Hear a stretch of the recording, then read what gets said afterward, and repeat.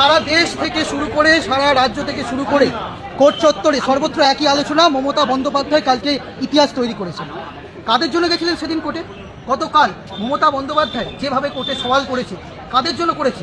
প্রথমে এই নির্বাচন কমিশন বলেছিল রোহিঙ্গা খুঁজবো, বাংলাদেশি খুঁজবো, অবৈধ অনুপ্রবেশকারীদের বাদ দেবো ভোটার তালিকা থেকে। অথচ তারপর দেখতে পাচ্ছি হিয়ারিংয়ের লাইনে দাঁড় করাচ্ছে।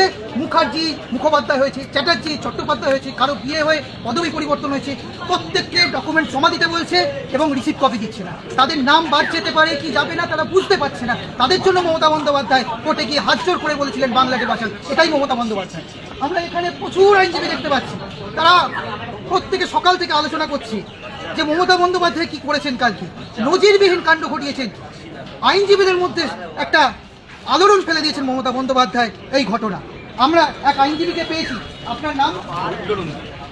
অভিরুদ্রবাবু, গতকাল মমতা বন্দ্যোপাধ্যায়ের সওয়াল আপনি দেখেছেন। আমি আইনের ছাত্র নই, আমি আইনের কিছু বুঝি না। গতকাল বিজেপি যারা কটাক্ষ করছে মমতা বন্দ্যোপাধ্যায়ের, গতকাল হ্যাঁ সিপিএম তো অবশ্যই তার আগের দিন থেকে দেখছি, এবং ভারতীয় জনতা পার্টি প্রত্যেকে দেখছি মমতা বন্দ্যোপাধ্যায় বাংলার মানুষের জন্য যে সওয়াল করতে গেছেন সেটাকে কটাক্ষ করছে। কিন্তু বাংলার মানুষ আমরা দেখতে পাচ্ছি, আপনারা এই চত্বরে এই এত আইনজীবী প্রত্যেকে দেখতে পাচ্ছি ধন্য করছে। আপনি বলুন। শুনুন, গতকাল বিকেল থেকে এবং আজকে প্রায় বেলা 1-1:30 অবধি সর্বত্র একই আলোচনা। মুখ্যমন্ত্রী আমাদের দেশের কাছে মমতা বন্দ্যোপাধ্যায় যেভাবে কালকে সুপ্রিম কোর্টে সওয়াল জবাব করেছে এবং সুপ্রিম কোর্ট তার দাবিকে যেভাবে মান্যতা দিয়ে ইলেকশন কমিশনকে নোটিশ করেছে, সেইটি একটি ভারতীয় রাজনীতিতে নজিরবিহীন পদক্ষেপ।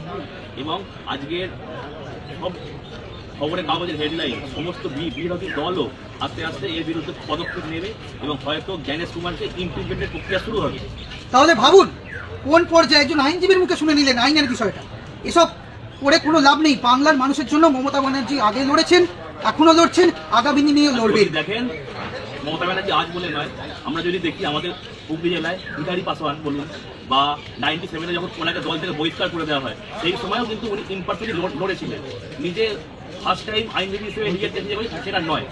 তাই উনি আমাদের বাংলার জননেত্রী, উনি জননেত্রী ছিলেন, জননেত্রী আছেন, জননেত্রী থাকবেন। বাংলার মানুষের জন্য তার লড়াই জারি থাকবে। ওই সিপিএম বিজেপি যাই করুক না কেন, সিপিএম এর মাতু আর বিজেপির রাউন্ডা কিছু করতে পারে একদম তাই। ভারতীয় জনতা পার্টি আর সিপিএম কে উদ্দেশ্য করে বলছি, যতই করে হামলা আবার জিতবে বাংলা।